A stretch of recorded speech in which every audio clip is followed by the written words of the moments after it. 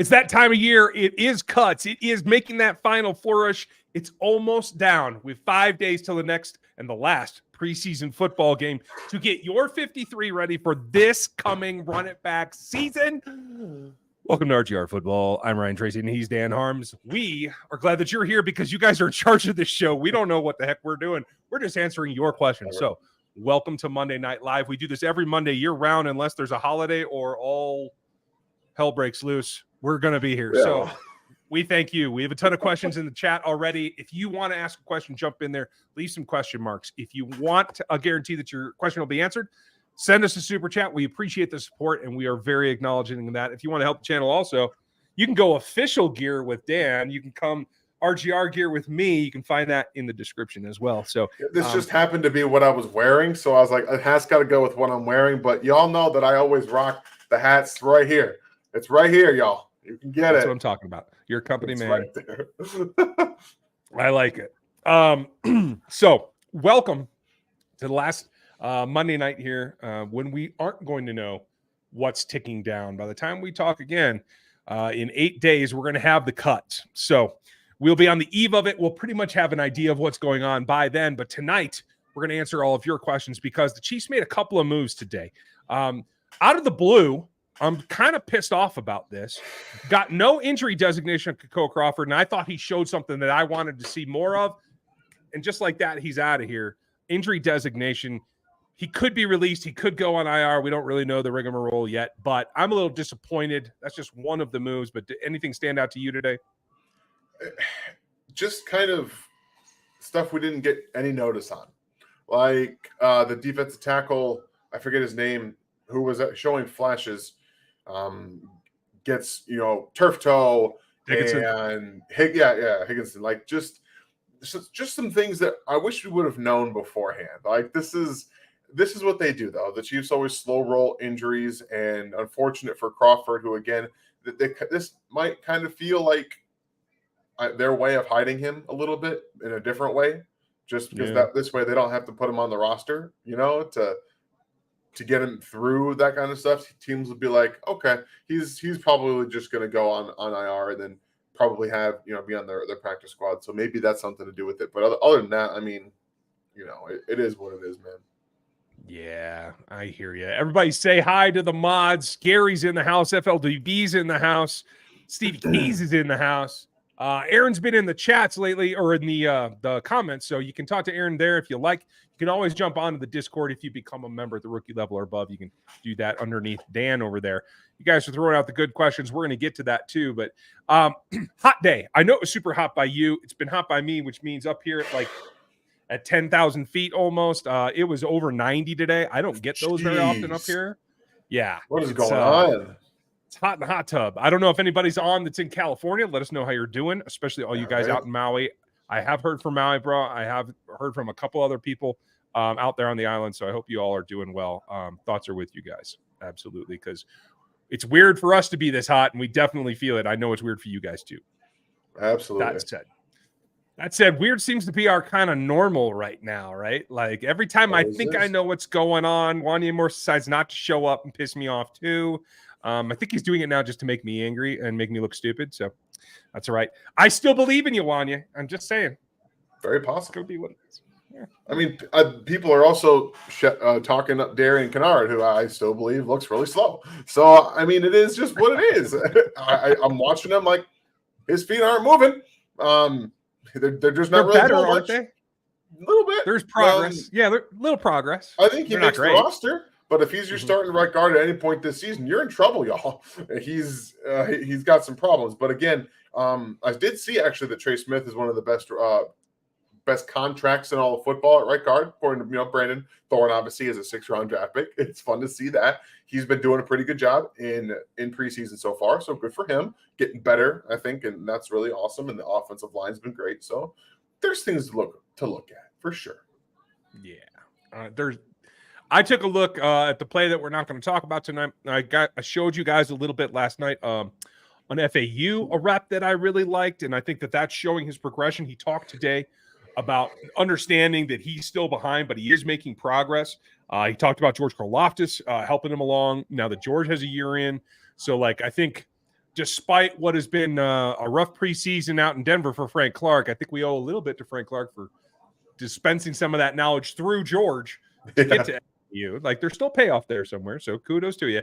I don't know if Frank Clark's going to make the roster out here in Denver. I'm hearing all kinds of craziness. So there's another option for you guys eventually, like on a cheap contract. You know the Chiefs will do it just to make them happy. Sure. But in order to do that, guess what has to happen? You guys, the thing. You guys know. You guys know, right? I'm not crazy. You guys know. The coming of the Night King. Something crazy has to happen. Damn. Chris, where are you? Chris, if you want to talk to the people, Chris, just come on the show. I'm right here for you. If the Katz brothers want to come on, I know you guys hate me already, but that's okay. If you want to come on, I'm happy to have you too. Give us your side. I want to know because stuff's getting outlandish and I'm starting to get frustrated. We're going to get it right into it because Micah kind of hit on what we were talking about. National Weather Service issued a warning for a heat dome over the Midwest for 7 days with the 110 index. And I know you were saying you're feeling down there. Can the NFL, NFLPA, and Chiefs move this Saturday noon kickoff? They can. I don't think that they will. Honestly, noon's bad, but like starting at 2:30 or 3, whatever the spot would be, that's going to be even worse. Yeah. So I don't think you're going to see that happen. I would love it if they did. It would make perfect sense. Protect the players, right? That's what the league's supposed to be about. I'd love it, but do you see it happening, Dan? No, they'd have to move this back a day to Sunday, right? Like it wouldn't even matter because it's been 90 plus at 8 o'clock, 9 o'clock at night over here, so it wouldn't even matter. The heat index is going to get crazy, but that just means that the players are going to have to basically take care of each other, like short rotations. This is almost, and the worst part about it is that you might not even get any good information about these players from this game. Mm-hmm. Like they're going to be exhausted, dehydrated, having to consistently shuffle guys in and out. You might not get a good feel about what you're trying to get a good look at. So it's tough to put a pin on what they're going to do with this game. But I think at the end of the day, they're just going to play it and let it lie as it is. We'll have something for you later in the week looking at this game as we kind of get tuned up for what we're thinking we're planning for the regular season. But for me, I'm looking forward to the one offense coming out there and hand off Pacheco, punt, and get the hell out of this ball game. That's where I'm at. Yeah, that'd be perfect. Just don't even worry about it. Maybe Mahomes doesn't even take the field. Probably Gabbert or Bouchel instead of Mahomes, but everybody else out there, and just hand the ball off. Just don't even worry about it because now we know that Pacheco's going to, he's got the non-contact injury or jersey off, and he's ready to go. Yeah. You got to get him a little work. Clearly, in a situation like that where it's super hot, you don't want to overtax him just to get him reps. Yeah. He's going to be all right. But I think you do need to get the juices flowing a little bit. And for those of you that think that I'm already off my mind, this is not alcohol. This is not Costco. You can pay me later. I am not drinking. So I'm just kind of pissed off. It's been a day. So, Micah, concerned about Snead, Turk, and Allegretti injuries. Team is not saying much. No. Team is saying things where they put guys on injury designation, don't even tell us that they're hurt.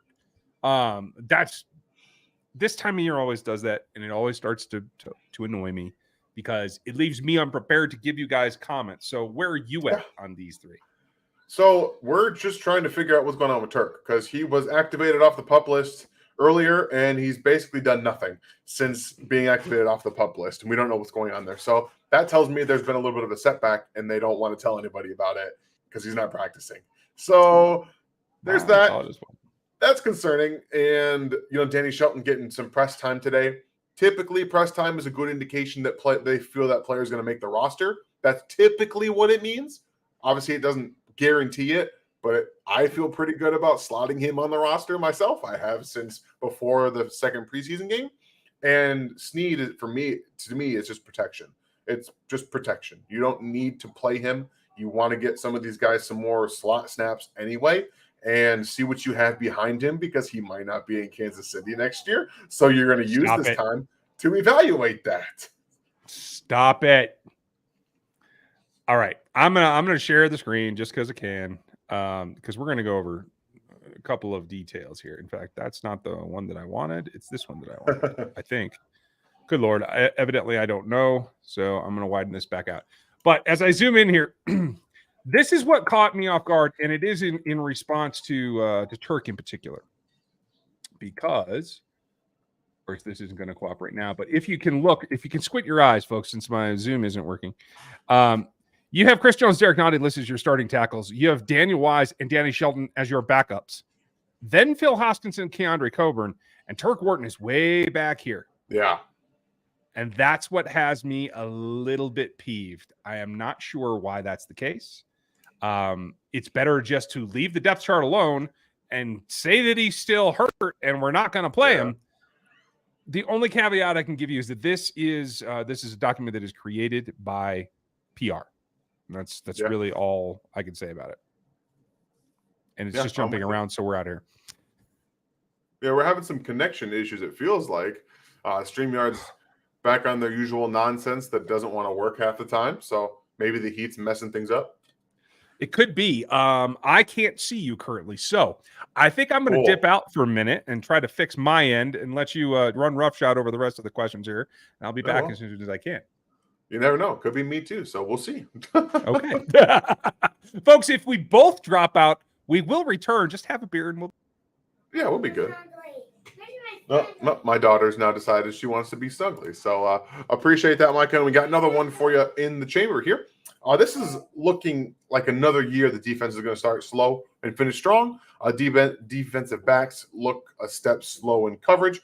We kind of talked a little bit about this on the Saturday night show. I feel like we're seeing the Chiefs do a little bit different stuff with their corners, playing a lot more off coverage. And that's probably why it looks like they're a step slow, because they're a little bit out of position from when they're normally going to be. But I do think this is another season where they might start slow, specifically because Menahue's going to be suspended for 6 games. There's currently no end in sight in the Chris Jones holdout, so he might not start this season. We have to be prepared in case that happens. I don't think he's going to, but you never really know. Injuries, if Snead's actually really injured and he doesn't play to start the year, you have some take back there. So there's a lot to go around with this, because at the end of the day, I think we can assume for the most part that the NFL, with trying to get some of these bots out of here. Excuse me, guys. Sorry about that. Here we go. That's out of here. So with the injuries playing a part in the early part of the season, there's definitely some learning curve aspects. There's still going to be a lot of veteran play on the defense, but there definitely is a realistic chance that they start out slow based off of some of the injuries that are cropping up and could be impacting this team. So appreciate it, Micah. All right, Craig in the QC, what's going on? How did the Chiefs create cap space for the season if Chris Jones does not get a new deal? Oh, that's a good one for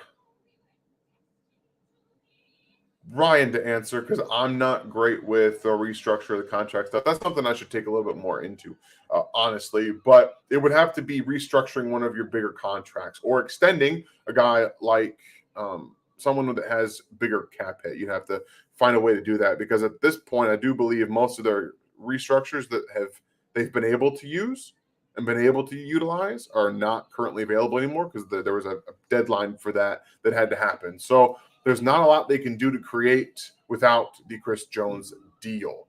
I will put a pin in that, because Ryan can possibly answer that better than I do. So I will go ahead and, like I said, put a pin in that.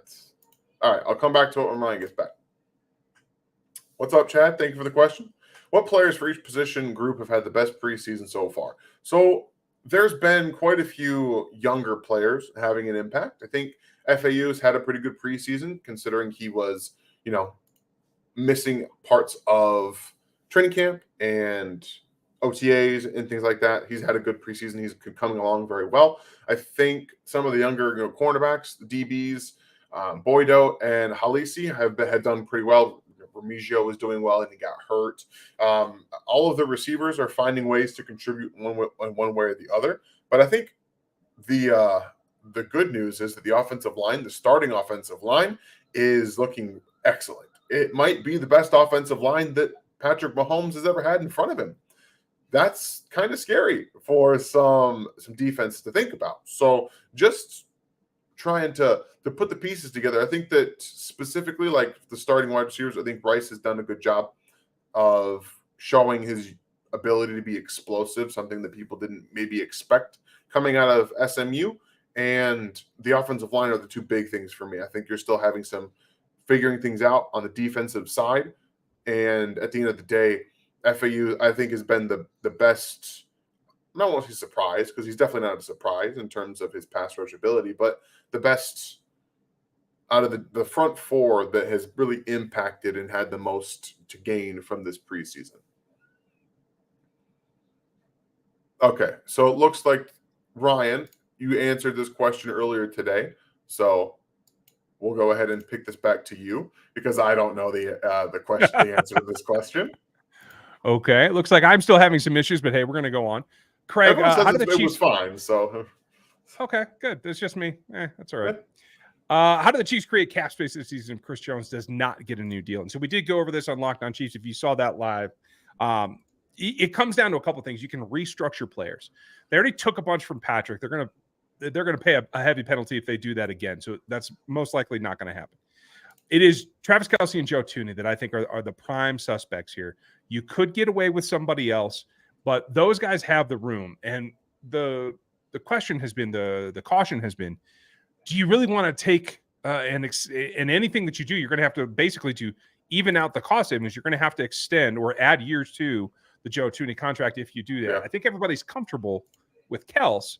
Thuney's a different story, but I personally feel that I haven't seen any drop-off. I know he's 31 years old, but I'm not concerned about adding another year to his contract that would put him in under contract out through 26. I know that is a good bit. Yeah. Personally, I'm comfortable with that. If it gives them savings and you can spread it out. I think I might be in the minority, though. I don't know how you feel. I think that's a great option. At guard, you don't necessarily need to be a tackle with your athletic ability. You can get away with technical usage, which Joe Thuney is one of the best technicians at guard in the NFL, and the strength factor doesn't really leave you. So for a guard, I got no issues with extending him. I think that he's still going to be good for a very long time in terms of age for a 30-year-old. I'm good with that. Okay, cool. I'm glad. Sometimes I make mistakes every draft cycle. You guys know that. I also, if somebody's long on the tooth, but I like the way he plays, I have a tendency to maybe overlook some age things. So I'm trying to admit that and be transparent here. So I'm glad you agree. I think if you're a tackle, it'd be different. Agreed. Steve, one of our members, and thank you for that, Steve. Our new tight end gathers. I heard he is a good athlete and nice receiving skills. What are his strong points at tight end? He looks like he's pretty athletic to me. I didn't get a full set of data on him to run him on the matrix, so I can't give you a score there. But he looks fairly athletic to me. I think Blanton's more athletic, to tell you the truth. I think it is Gaithers, right? Am I saying that right? I think there's an R in there. Okay. Is that so? It's Garthers? Maybe it might be. I don't know. I'll look it up real quick, because I'm going to trust Steve because I'll screw it up one way or the other. I'm sorry. I did find it. It's Gaithings. Gaithings. There you go. So what I have seen from him is he does look like he can move just fine. I think he's got good catching skills. I don't think he's quite the athlete that Blanton is, but Blanton, you can see, sometimes has as I understand from guys that have covered him in the past, has a couple of drops here and there. So I like the concept. I think both of them are practice squad guys. I don't think either of them scratch the 53 this season. So the nice thing is that we're going to get a long extended look at them in practice. And so I'm pretty comfortable with that. Are you? Yeah, it's nice to have the athletes. Andy Reid loves the athletic tight end mold, the ex-basketball background kind of guys, things like that he just has an affinity for. Demetrius Harris was like that. And that's kind of the thing about these bigger athletic guys is you're going to find out they can't catch the football very well. But when they do, it looks good. They run into dudes well. I love it. It's great. And just hold on to the ball while you do it. That's all I'm asking. Yeah, just box them out. You'll be good. Right. Paul, on the Gabbert to Ross misconception. Yeah. I'm not sure what the rest of that means. I think we've both covered it, though, Paul. I got a lot of people still telling me today that that's all on the quarterback. I'm telling you, it's not. I don't care what the leverage looked like pre-snap. That's an adjustment where you know you have the safety deep. You're going to go back to that corner. You're going to count on your man to beat the corner in front of him, especially if it's Justin Ross. I think they feel that way. If you're going to pick a second-year player who hasn't been on the field very much versus a 12-year vet in Blaine Gabbert about who made the mistake, it ain't Blaine Gabbert. I'm just going to tell you. So if you're an anti-Mizzou guy, okay, I get you might want to be stubborn about it. As a KU guy, I trust Blaine Gabbert. I don't care about the Mizzou thing. I think he had it right. And every coach that I know has told me the same thing. So I'm not too worried about it. If that wasn't your question, Paul, and I just totally screwed that up, I apologize. You never know. Cover all your bases. John, does P. Ryan make the club? What do you think, Dan? If they want to keep 4 running backs, yes, I believe he makes the roster. And if we look at the running backs in front of him, 3 guys that have now dealt with injuries, yeah, I think there's a really good chance that P. Ryan makes the roster. Makes some sense, eh? Yeah. I'm leaning that way too. I think what it's going to come down to is Andy even came out and admitted it today that it is a discussion of 6 or 7 wide receivers. We all know how we feel, right? But to hear Andy say it for the first time, 7's on the table. Ooh, Lordy. That's the thing, though. Like, Andy is like, he wants 6 so bad. He's like, I want 6 wide receivers, but these dudes are making me question, should I keep 7? And the answer to that question, Andy, is yes, you should. Why, yes, Mr. Reed. That is exactly what you should do. In fact, we're going to go over that again because I'm kind of pissed that it didn't work last time. So hold on just a second. Okay. I'll be right with you, folks. It's coming up here as I speak. Let's take a look at this and see if I can zoom in enough to make it work. Bada boom. Bada boom. Okay. Now we're in business. So Sky, MVS, I almost said Marquez. I'm sorry about that. And Kadarius. With the thing that they think he's going to make the first week, I'm perfectly fine with that. And then comes the backups. Richie, Justin Watson, and Rasheed. I think that's probably correct. I don't know that I would put them in that stack. Personally, I think Richie is going to be behind Kadarius more, but that's just me. It doesn't matter. It is this spot right here. This is where Justin Ross is. Yeah. The 7th wide receiver position. That's what I said last night. And again, this is just PR doing this, but PR seems to see what I see. And that doesn't necessarily mean that I'm right. But do you see it differently than what is on this unofficial depth chart? No, I don't. And that's exactly how I see it. I do think that Remigio would be in Amir Smith-Marsette's spot had he not gotten hurt. But I think they're going to use that as an opportunity. And by all means, they probably should, because I think he would have gotten picked up somewhere else. Amir's going to have a chance to show him something. I think he played very well on Saturday, and he's probably got like a 10% chance of beating out Ross for that roster spot. It's a small number, but he's not. I won't say he's dead yet, as they say. I like that you put it that way, because I really see it as this. Like you said, Andy wants to keep 6. That's what he wants, is what he likes to do. I think it's Veach that's going to say we're going to lose whoever is 7 if we don't keep them. I think it's Veach's call that they're going to keep 7 because they have to, because he knows better than to lose somebody of that kind of talent. And Ross has gotten to the point now, and I've been very slow and I've been very cautious, and I'm going to continue to be cautious. I'm going to tell you guys. I will be the voice of caution. You guys be super optimistic and enjoy yourselves. Yeah, sure. I'll be back here in the caboose. But he has earned his way onto this roster. It is not a question. It's just whether you have enough space now, because the KT thing is a problem. KT shows up and he has to go right back on. Then you have this dance you have to do to IR, bringing somebody up back and forth. They're going to be tempted to do that with Ross, and it's going to be a mistake if they do. That's the problem, is that you have to scout now for Kadarius Toney missing games. The one way you can do that and still help your roster is keeping 7 wide receivers. That way you don't have to worry about it. It's pretty simple. I agree. Yeah. I have a fantasy draft coming up. So do I. And I'm wondering which pass catcher to target other than Kelsey. KT's talent is undeniable, but he's injury prone. Dan, you are the fantasy expert on this show. You certainly know more than me. What are you doing? Well, I love both Sky Moore and MVS in fantasy this year, like a lot. MVS is almost being undrafted. Like he's not even, people are just not considering him at all. And we know that, yes, he's not going to be an every single week point getter. But at that ADP, talking about like in the 180s, 170s, you just need him 5 weeks. And guess what? He's going to have 5 weeks of near 20 points this year. I can almost guarantee it. He should have had them last year with the multiple, I think there were 4 missed bomb touchdowns that he and Mahomes did not have, that I think you'll at least get half of those this year. So I'm pretty optimistic about MVS from a fantasy standpoint. I mean, Sky Moore is going to be a PPR monster, and you still, everybody outside of Travis Kelce is an extremely easy person to draft because nobody wants the Chiefs wide receiver. So those are 2 guys that I'm drafting a lot of. And outside that, it's tough to get value return from those guys, even at their almost undrafted ADPs. I think Rashee Rice and Richie James will have their days on the waiver wire where you're going to go pick them up. But other than that, that is exactly my plan. Those 2 guys are my top waiver wire target guys.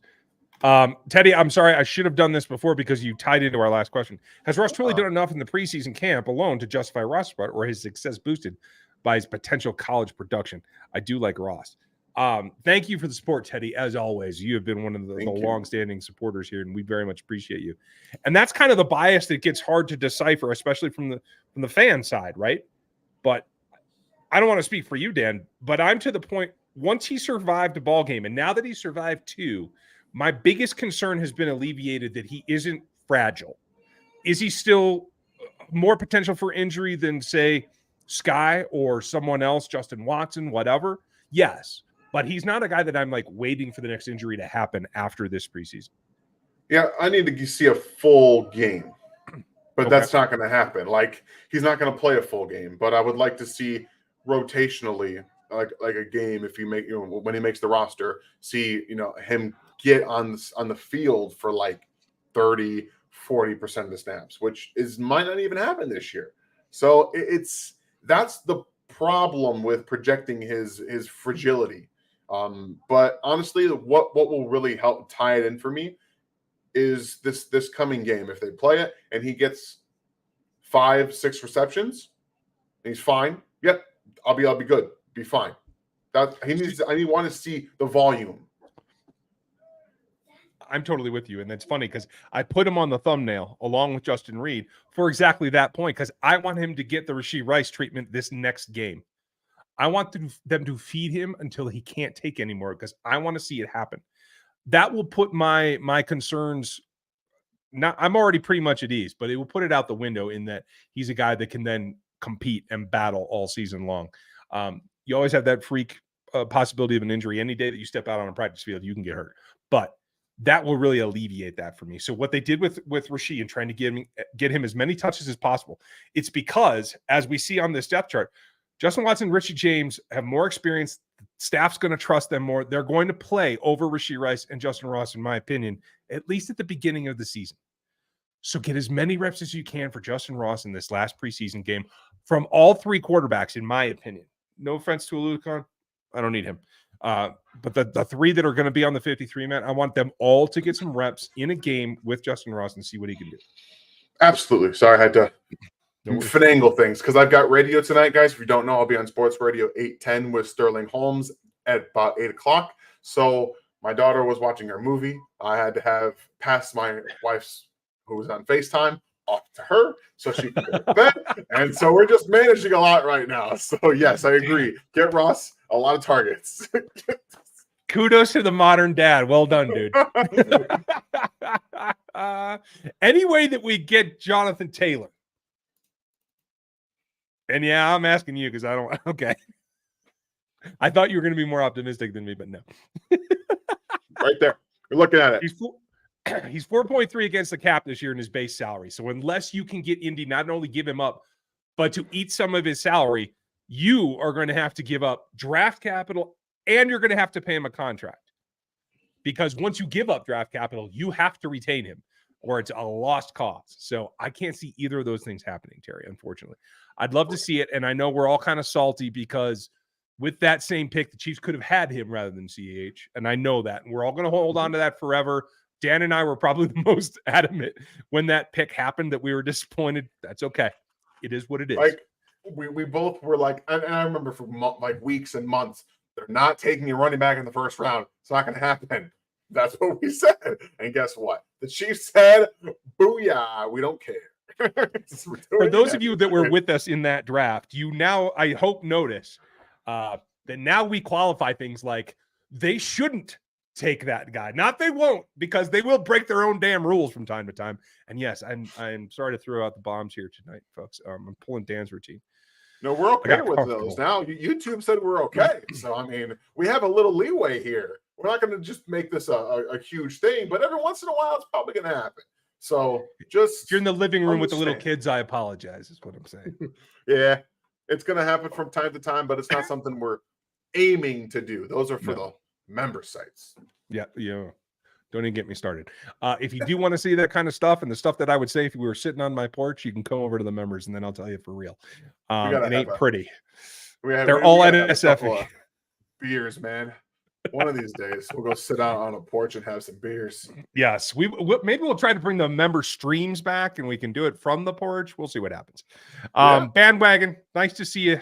I hope you're not in Dallas at the moment. I hope you're not sweltering away like everyone else is, but good to see you tonight too, buddy. Thanks for being with us. And you guys can see 2-year member here we have in the bandwagon, man.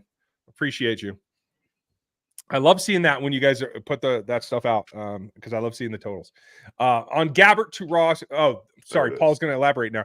You blamed Ross for turning the wrong way and not running the route correctly, but Gabbert threw the ball an uncatchable out of bounds. No. I believe it hit right on the pylon. So it's like right there. And this is a thing that happens a lot. You'll see a ball go out of bounds or land like right out. Imagine a 6'4" receiver underneath it. Okay? That's why. There's 6 feet, okay, where that ball is in the end zone.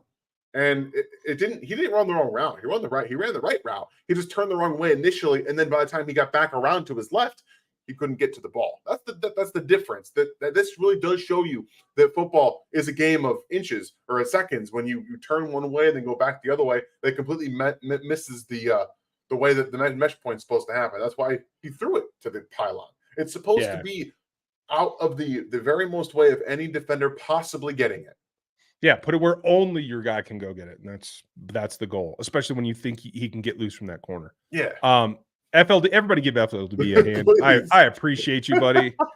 More than I say usually. I apologize. You are the man. And if you guys don't know, he's the man in charge of Discord. He and Stevie, they got the thing unlocked. I am terrible with it. Mostly because I never learned how to use the dang thing, but that's still a whole different story. But yeah, these bots, thank you. I just appreciate guys being here. When I was solo the other night, it was difficult. I gotta tell you. Yeah. I hope I didn't ban anybody unnecessarily that should have got a timeout, but it's not like they could tell me anyway, so I guess we're okay. Kev, is it possible for FAU to be is there still time for the CJ deal? I'm feeling nervous. There's certainly time for Chris. They have all season for him. He only hurts himself from this point over in risking game checks. But go ahead on FAU. So the thing about FAU is we all know that Defensive Player of the Year or Offensive Player of the Year are statistic awards. So he doesn't have to be a full-time player to win the Defensive Player of the Year award. If he gets like 10 sacks, which is a ridiculously lofty expectation for a rookie designated pass rusher, there's a really good chance he wins the Defensive Player of the Year award if there's no one else really doing anything. So it comes down to the statistics. Otherwise, no, he's not going to really be able to attain that. It's going to be a stretch, but if Menahue comes back week 1 and gets hurt, got to have somebody that can start out there. Right now, we don't know who that dude is. I'd like to see it be, stalwart, Mike Dana, let FAU come in on pass rushing downs. Cool. You never know. But, hey, buddy, I just appreciate you trying to do it. Nightbot has been a little bit quirky lately, so appreciate you.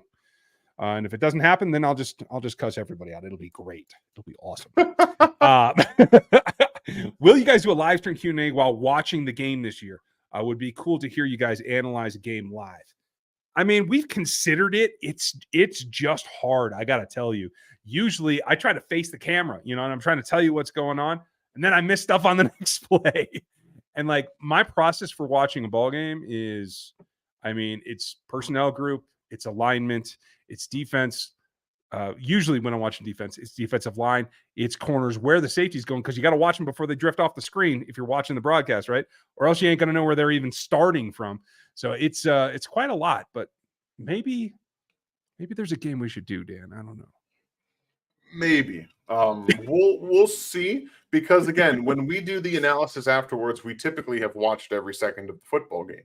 And I'm not trying to blame you guys, but if we were doing a live stream trying to entertain like we do, I wouldn't be able to watch every second of the game. And it's also a family thing for me. My wife and my daughter, we all watch it together. So it's a little bit, I would like to do it, but at the same time, I'm also like, this is a family thing for me. So it's a little, you gotta find times if no one's in the house or things like that. So it's a little different. You guys will have to let me know. I might set up something kind of crazy in the living room in time, because I used to watch with my kids, but my girls are teenagers now, and they have homework and they have their own sports. And I'm lucky to deliver my kids to practice and get home before the ball games on Sundays. So the prime time is actually going to help me out of one thing, but I do watch with my wife, who is a long time Denver Broncos fan. So watching her have to watch the Chiefs whoop ass every week is fun.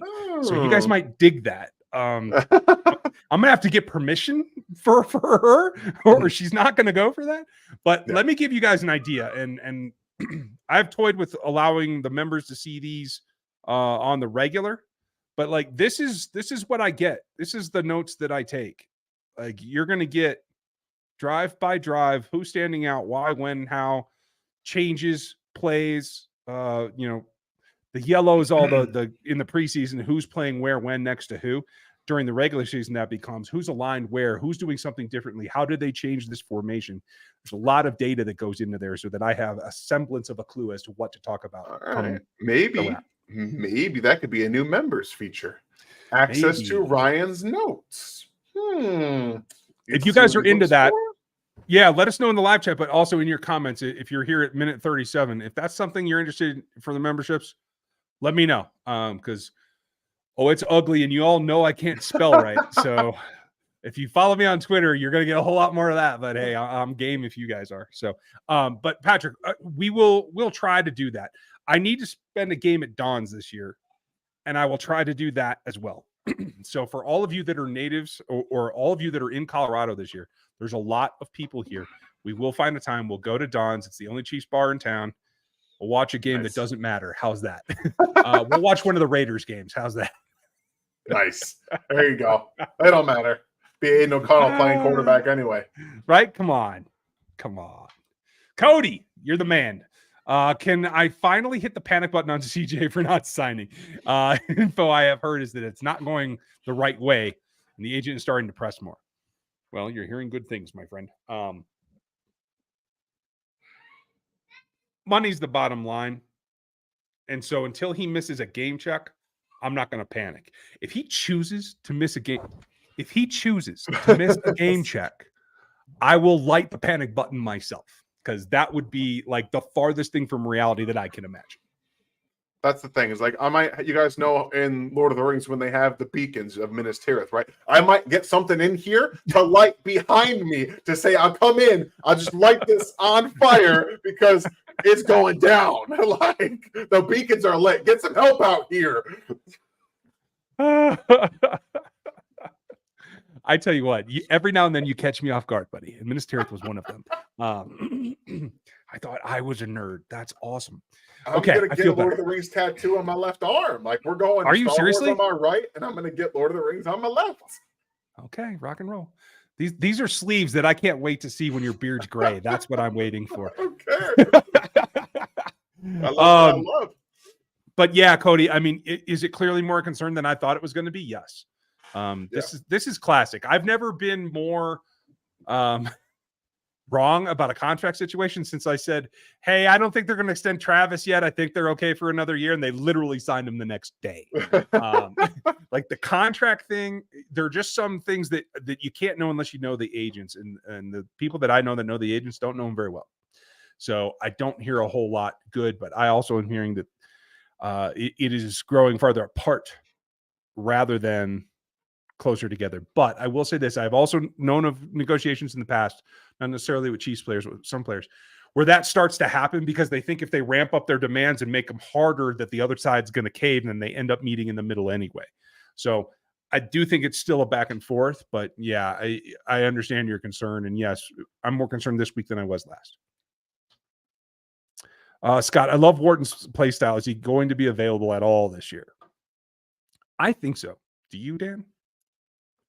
I don't know. I really don't. That's a tough one. It's especially with him being the fourth team on the depth chart. Regardless of who's making that list, it's at least worth the discussion that maybe he does not make this roster. He's not being designated, but for injury, he's not practicing. And by the looks of it, he's not going to play in the next preseason game. Yeah. That all adds up to you not making the roster, buddy. I find it. I agree with you that he could have to go to IR. Or they might have to put him on the 53 and then put him to IR. I don't know the medical situation. In terms of missing the preseason, I'm not terribly worried about that, only because he's played enough downs in his career that I think he can get up to speed with whatever couple of new wrinkles they have. But basic technique, he's played for Joe Cullen before. Like, he understands that part. I'm not too concerned about. I'm concerned the injury is more significant than they thought. Yeah, and that's where my worry is. How did he get activated off a pup? Like, there are times fully healthy.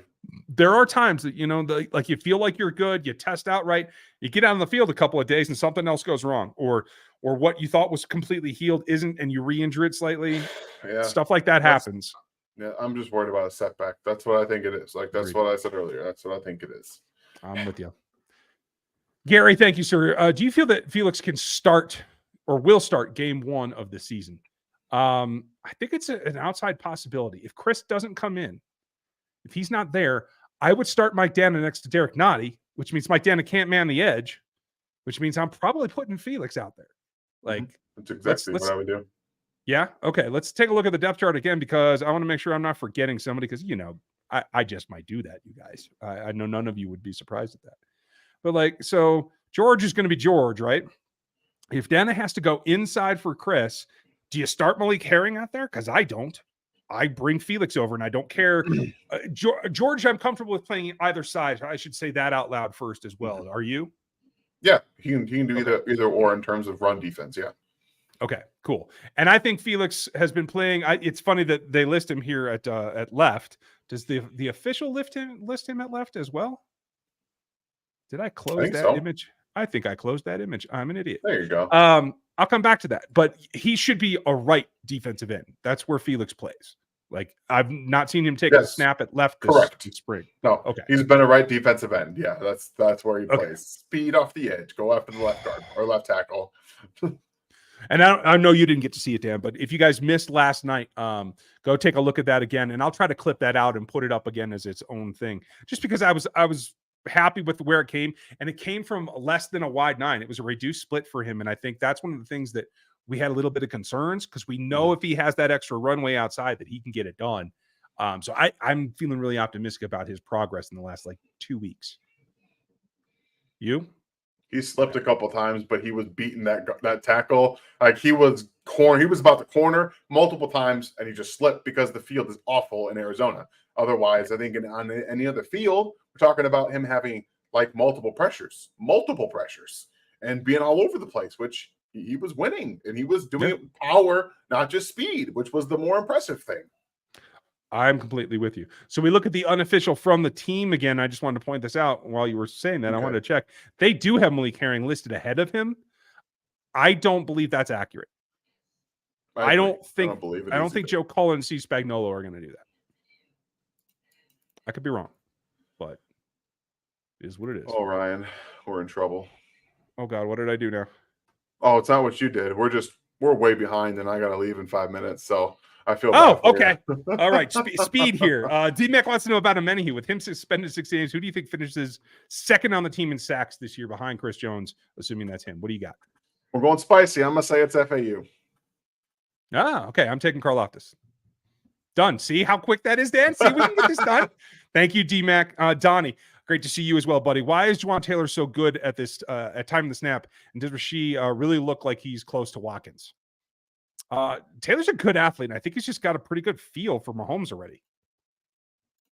He knows snap count too. Like we can't discredit that the tackles know the snap count. And he's gotten down to the point where he times it literally seconds before. No, sorry, not seconds. Like he times it a fraction of a millisecond before the ball comes out. And we've seen Lane Johnson do this for years in Philadelphia. If you do it right, they're just not going to throw a flag. It's all good. And as far as Watkins, I still see more Juju right now. He's not quite the hoss up the DB kind of go in and dig the linebacker out guy yet, but I can see the potential from here. Yeah. Do you think Noah Gray, how do you think he'll look this year? What tight ends are coming out of college?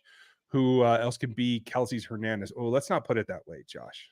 Please don't. Let's leave that alone. I think it's really interesting that Mike Meyer was the top tight end in this last class, and he's not listed as a starter right now. So I'm not as optimistic. Fair enough. I'm not as optimistic about the next class as I was about this one. So I don't have much. I don't know if you have a guy in mind, Dan. There's one guy that everyone should be looking at, but Chiefs aren't going to be drafted him because I'm not even counting him. Brock Bowers is a top 5 pick. I'm just saying. Brock Bowers, the tight end group is not looking great. He's a freaking unicorn. There's just no way around it. Should P. Ryan make the roster? John, we covered this before, but in case you're still listening, yeah, we both think that if they keep 4, he should probably be it right now. Brett, since Chanel can play in both pass and run game, why don't they let him play more? It's just about knowing his assignment, being able to defeat guards. I didn't think he was great at take on last year. He had that jump. I feel like he's playing more powerfully this year, though. Do you? I do, but it's also he's a base linebacker. He is not he's not nickel. He's not dime. He's your base 3-4 Sam linebacker, and he just isn't going to play as much as everybody else. Which how I feel about that. Talked about it all off season. Unless he's rushing the passer some more this year, then I'm not too happy about it. Yeah, I get you. Let's see, KL. What have you seen with Williams and Watson? Who's got the CB3, and who could be forced to CB2 if Legarius has to sit out? I think it's neck and neck, and I don't think it's set yet. No, I think we're going to find out a little bit more on Saturday. And if you're a Watson guy, don't be too worried because Josh was ahead this time last year in camp. If you're a Williams guy, be related because he's been down, now he's come back. Who knows? Only Spags knows. That's all I got. Exactly. Do you guys think that Bucker will be out of his funk this year and we'll need him because I see another close game coming? I agree with you. I think there's going to be closer games this year, Brett.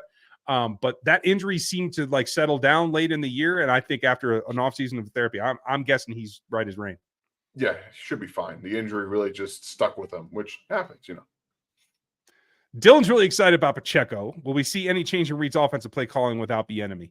I want to say yes, but I don't think so. I think you're going to see a little bit of the shift back to zone a little bit, but also don't forget, they ran trap against the Cardinals. They still run power. They're still pretty good at it. So I think they're going to surprise some teams with the players that they have and the usage of their power game still. I just don't think the run call percentage is going up like I wanted to, and I'm a little salty about it, Dylan. Terry, do penalties worry you guys in the first 2 preseason games? They don't bother me at all. Not me either. This is going to be just how it is in the preseason. The refs are trying to figure stuff out too. Yeah. Ryan and Dan, who stood out for you guys in this game? I assume on Saturday. Yeah, that's what I'm guessing too. We talked a bunch about him post game. Anybody else stand out to you now? No, same guys. I liked what Amir Smith-Marset did. I thought he put some good tape on film, getting open and using yak and stuff like that. So everyone else that we talked about. Everyone say hello to my daughter who should be in bed right now and has decided that she doesn't want to be in bed. But I will take this opportunity to go put her to sleep. And then, guys, catch me in 9 minutes over on Sports Radio 810 talking Chiefs with Sterling Holmes. Go do it. Thanks, buddy. Good night, Miss Avery. You guys have a good night. If you hit me up on Twitter, if you have any questions, always available. Rock and roll. Okay. And now he's going to get added just for fun of it. Do you feel that Coach Reed retires or some other team would try to sign Brett Veach from the Chiefs? Do you feel, I'm guessing if Coach Reed retires, would some other team come and get Brett Veach? I do think there would be interest, absolutely. You can talk about him. You can talk about Brandon Beane.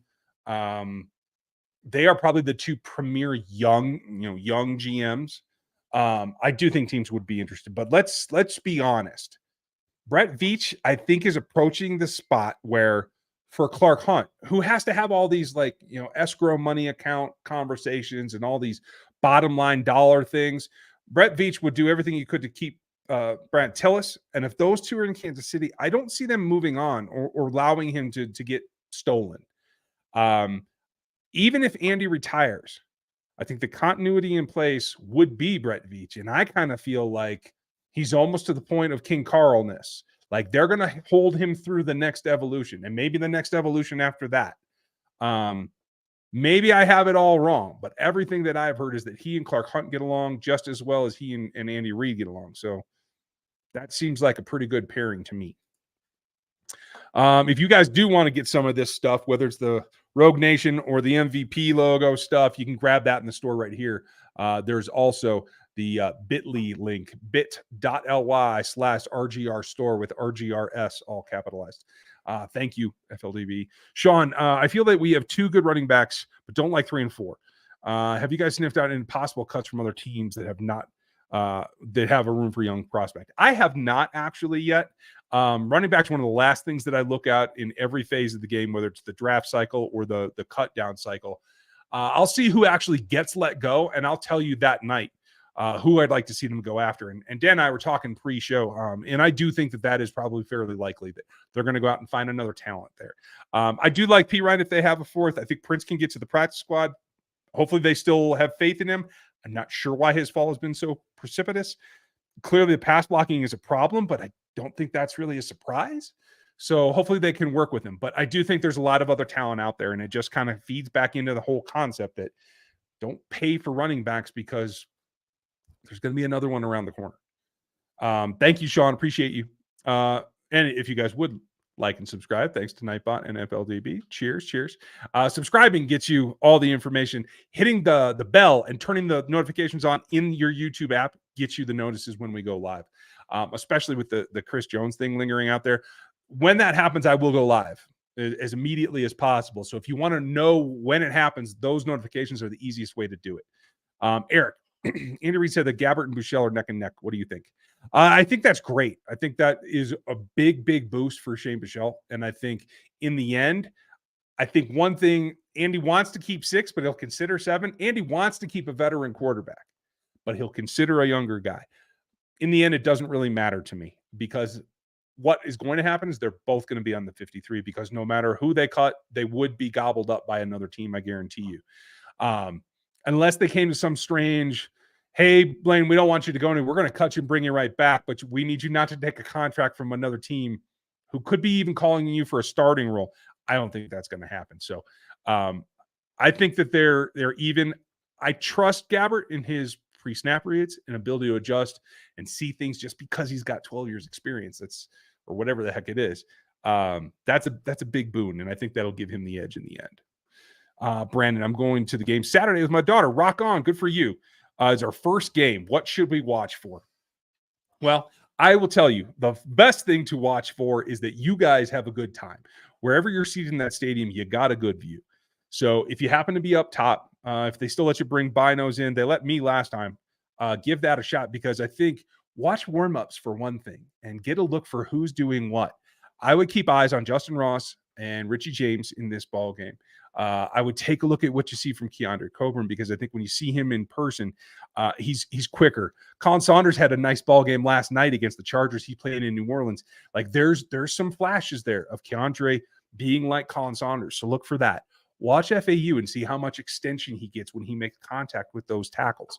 Those are all things that I'd be looking for. And then for Buechele, watch how much he moves his eyes. If you can see, if you have a close seat or you get a good view of it, see how he's moving his head around pre-snap, and that'll give you an idea of just what kind of stress he's under in trying to figure out what the defense is throwing at him. Those are a couple of things that I'd be watching.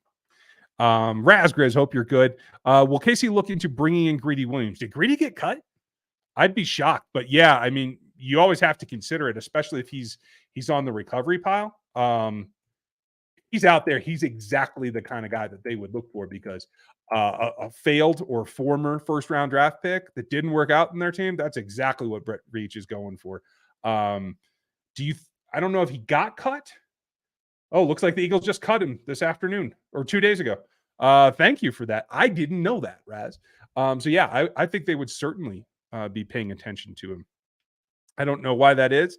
I always thought Greedy had a pretty good attitude about him, about getting better. Maybe I'm wrong, or maybe things have changed. I just don't know. He did have a couple of significant injuries, and maybe that changed his outlook or changed his ability to really improve. I would hope not, but you never know. Even though Dan had to cut, I'm going to answer all your questions. Last call for super chats. You will definitely get an answer. And I'm trying to get down to the bottom of the rest. Starting with Doug's, how much an upgrade is Smith and Taylor over OBJ and Wiley? Think that Smith has quicker feet than OBJ. Thoughts? He definitely has quicker feet. He doesn't have the length. And honestly, when he plays with power, if he does get locked up, he's not able to disperse power as much. He can't overwhelm guys. Orlando, once he got you locked on, I mean, he could basically just bend you over backwards. But no, his feet are going to put him in much better positions.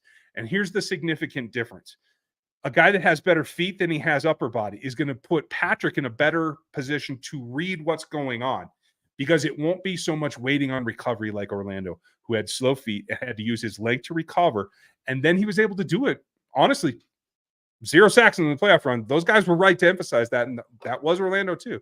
But I think it makes it a more consistent and more readable pocket for the quarterback to do what he has to do. And that's the big advantage, I think.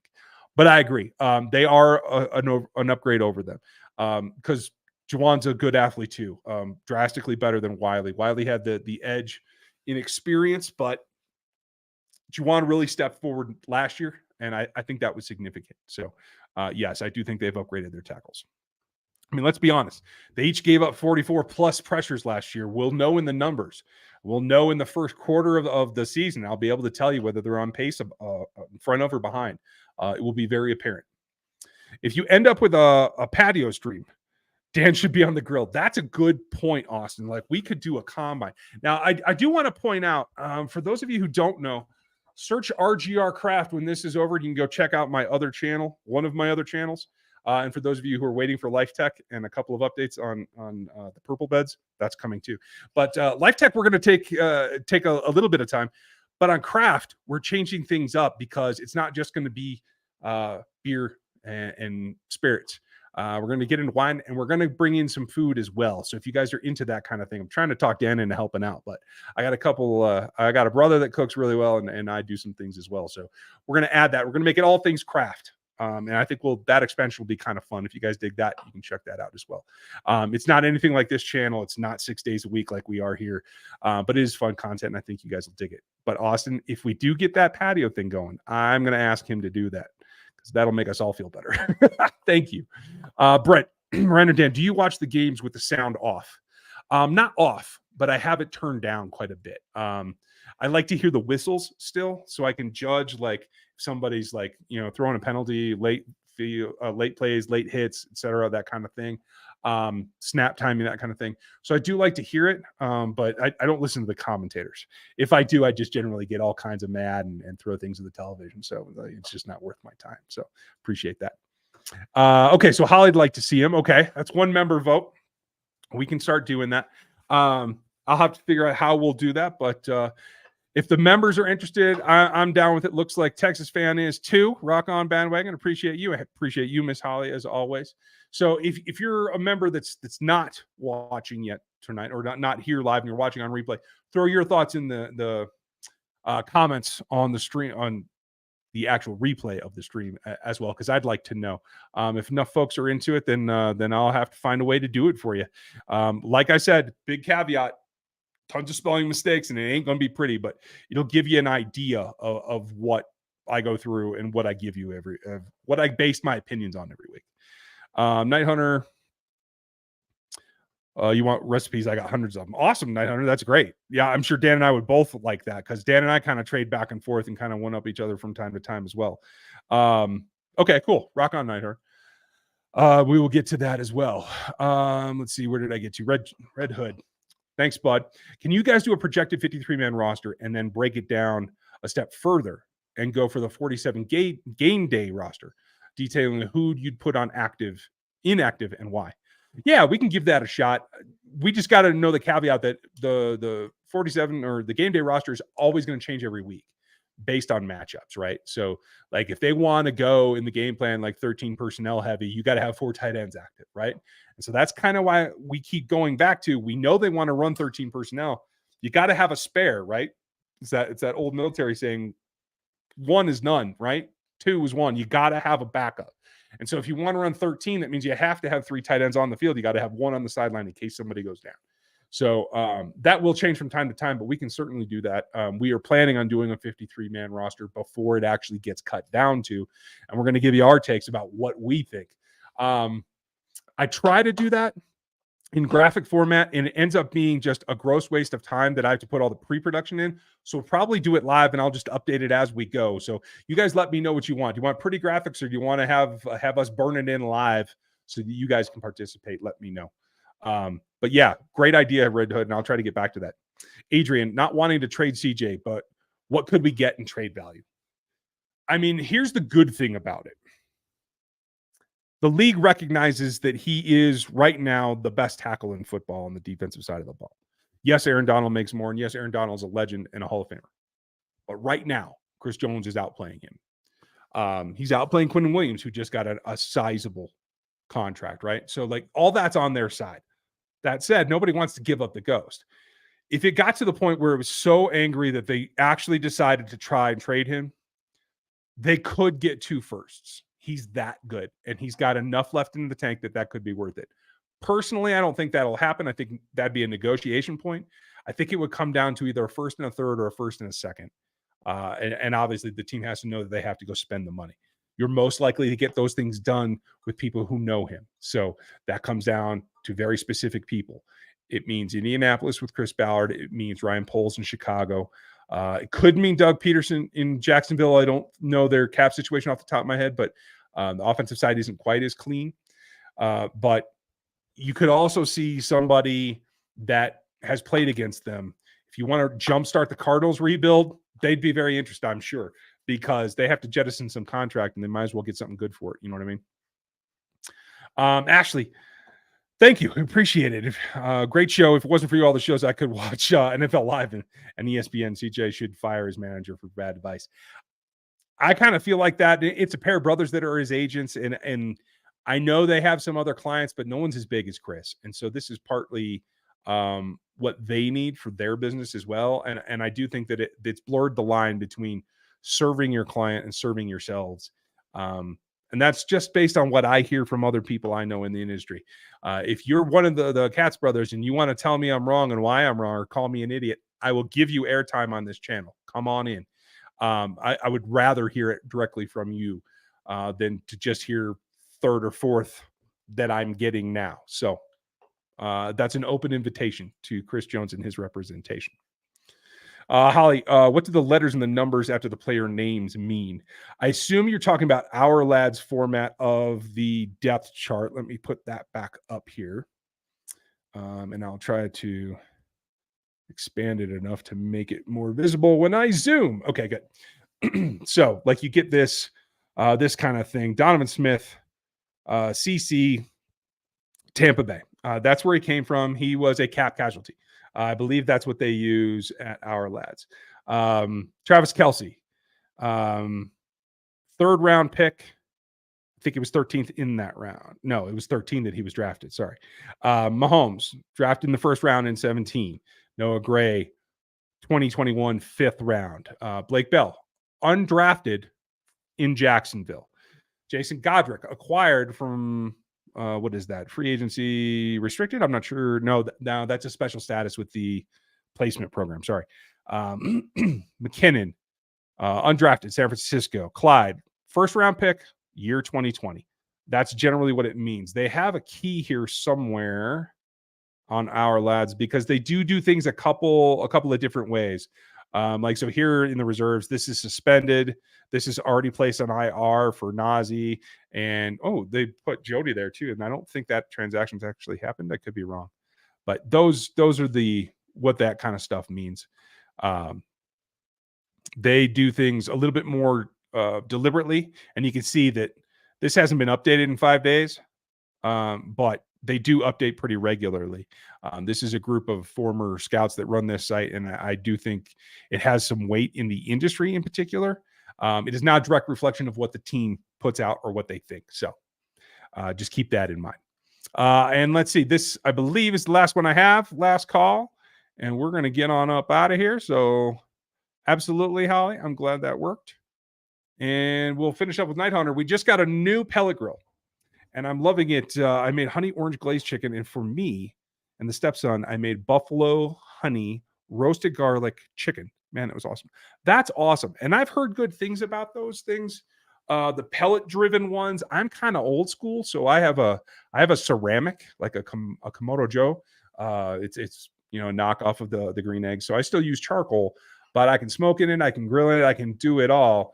And I just have one vessel out there. Whereas my brother has a gas grill. He has the giant Blackstone. He has a charcoal vault smoker. He has the Weber kettle. Like, so if he ever gets his channel off the ground, it'll be called Cooking Time. But he's got it all over there. And I don't have the deck space for that. So I hope that you dig the pellet smoker. Make sure that you get in touch with me and Dan on social media. Maybe we can get some of your images on here. He and I trade images all the time about when we're cooking. So it'd be nice to add, Night Hunter. Let's see. Going to do one last sweep. Make sure nobody else got in here with a question. Sweet. Love it. Okay. Then I think we are good for the evening, folks. Thank you for spending your time with us tonight. We very much appreciate it. To all you super chatters, thank you for the support. All you members, thank you for the support. I'm going to hold off on a rant this week or an inside thing, unless it's just like a little pregame thing for what I really want to see for the last time they're on the field in the preseason. A couple of guys that I'm nervous about, but we will get to that. And then we're making our way towards the 53. So keep it ready for that. We have a lot to go over, and I know you guys will be along for the ride. We have tons of it coming with Gary, with Seth, me and Dan all the time. We're going to be back to the flow, and you guys know, 6 days a week. I should probably take more time off, but I won't. So it's just going to be what it is. You guys have a great night. Enjoy your Monday evening. We'll be back with you tomorrow. Until then, we'll see you next time.